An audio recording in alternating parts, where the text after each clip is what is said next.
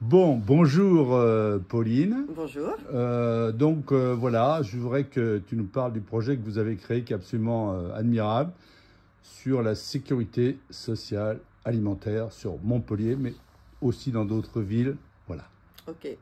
Donc nous, effectivement, on est parti de ce projet politique qui est porté aujourd'hui par un collectif qui s'appelle donc la sécurité sociale de l'alimentation, qui vise à dire qu'on devrait aujourd'hui protéger l'accès à l'alimentation de tous, donc du budget alimentaire dans tous les foyers, budget alimentaire minimum, et qu'on a aussi un enjeu à tourner ce budget alimentaire vers des achats qui soient plus durables, à la fois pour la santé des hommes et des femmes, pour la planète, pour la dignité, pour le bien-être, etc.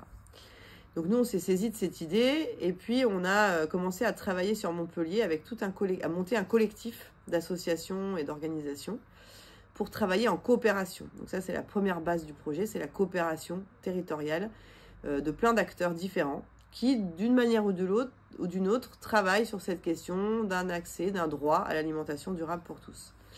Et sur la base de cette coopération, on a imaginé un projet d'expérimentation qui s'appelle la Caisse alimentaire commune et qui est donc aujourd'hui un budget qui est alimenté à la fois par des fonds publics, des fonds privés, mais aussi par des participations financières des citoyens et des citoyennes, et qui est géré de manière démocratique par un comité citoyen de l'alimentation.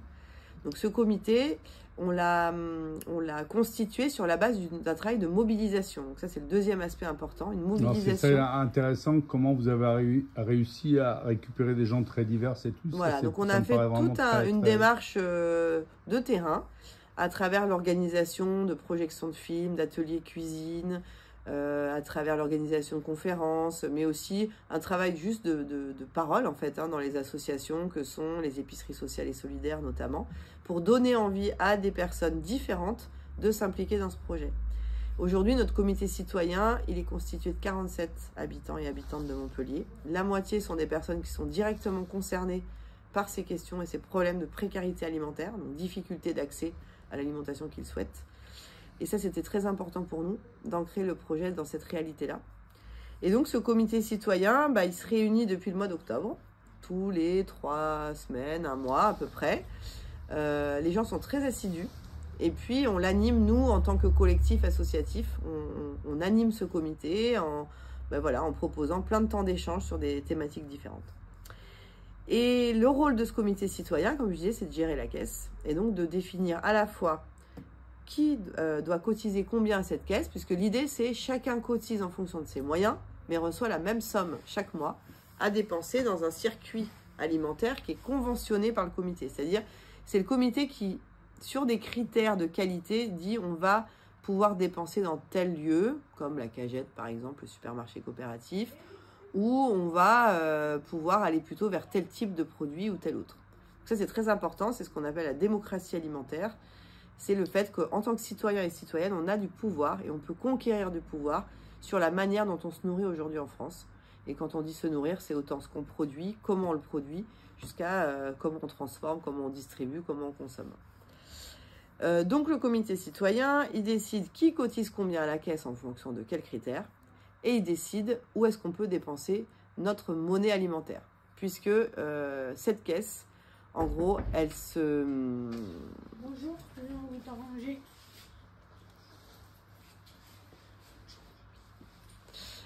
Cette caisse, elle se traduit concrètement par la création d'une monnaie alimentaire. Alors, on n'a pas créé une nouvelle monnaie, c'est plutôt un outil. Mais c'est une monnaie alimentaire qu'on a développée avec la graine, qui est la monnaie complémentaire de l'euro, la monnaie locale.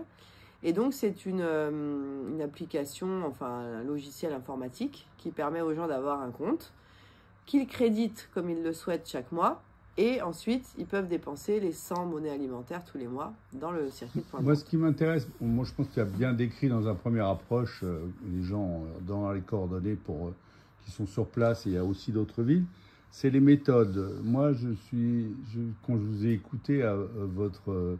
inauguration qui a été relayée quand même par une page entière dans Le Monde, une semaine après. Voilà, c'est tout l'aspect relationnel que tu penses évident, mais moi je pense qu'il n'est pas si évident que ça et qui est absolument central.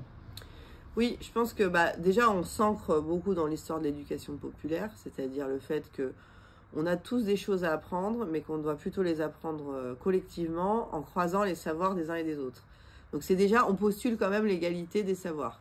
Ils ne sont pas tous les mêmes, entre un scientifique qui travaille depuis 15 ans sur un sujet ou une personne qui a une expérience de vie particulière. Par contre, ces savoirs, ils sont égaux et donc on a un enjeu de les croiser. Donc ça, c'est très important.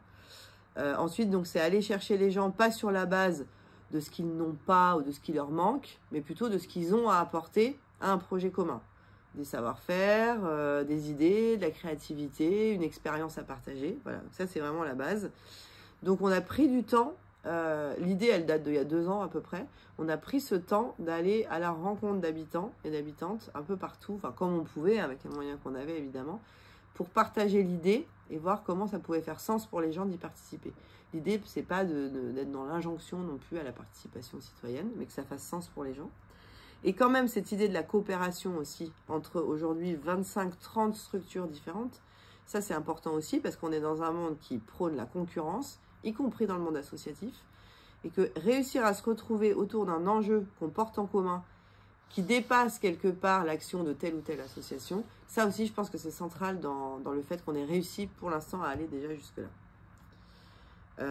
Voilà, et après, relationnel, tu parlais de relations.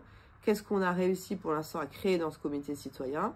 C'est de la confiance, c'est l'idée que chacun a droit à la parole et qu'on met en place des méthodes pour que ce soit effectif. On ne dit pas juste ici chacun a droit à la parole, on dit chacun a droit à la parole et on va le mettre en œuvre. Donc c'est aussi une animation spécifique pour dire à ceux qui parlent un peu trop de peut-être se taire un peu et ceux qui ont du mal à parler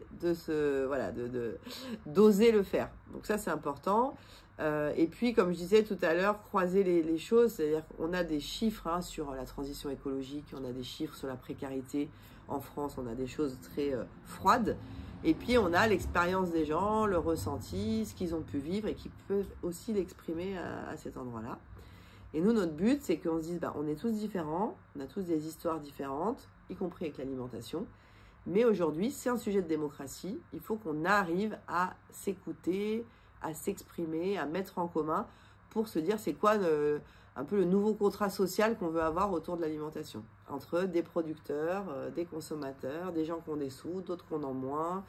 Et puis, bien sûr... C'est magnifique. Et vous avez été amené, j'avais regardé, est-ce on pourrait les avoir, les petits films? Vous avez fait faire des petits films par les gens. C'était absolument délicieux, très courts, qui montraient leur façon dont ils se positionnaient par rapport à l'alimentation, à quelle distance ils étaient, comment ils faisaient leurs courses, etc. C'était super. Bon, ils sont accessibles, ces films? Alors pour l'instant, ils ne sont pas accessibles parce qu'on est plutôt sur une optique de faire des projections publiques en présence des réalisateurs pour des témoignages, des débats, mais peut-être que dans un second temps, ils seront accessibles à tous. Écoute, Pauline, moi ça me semble vraiment super dans un premier temps. Je pense qu'on fera une deuxième version de cette interview avec le recul, parce que une des choses intéressantes, c'est que vous êtes aussi suivi par des universitaires qui évaluent ce que vous faites, etc. Donc je rappelle, c'est un projet collectif qui a lieu dans plusieurs autres villes que Montpellier. Tu peux les nommer? Oui, en fait, ce qui est important de dire, c'est que cette expérimentation locale, elle est reliée à une ambition beaucoup plus large. Et donc, on voit naître aujourd'hui beaucoup d'initiatives locales autour de cette idée de sécurité sociale de l'alimentation. Donc, nous, on a poussé un peu les premiers pour essayer de faire quelque chose de concret tout de suite.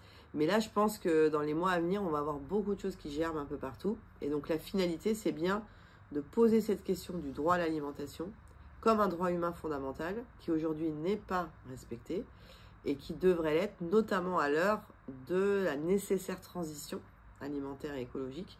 On doit faire évoluer nos pratiques et on doit faire évoluer nos systèmes alimentaires. Donc nous, on veut contribuer à ça. Merci infiniment.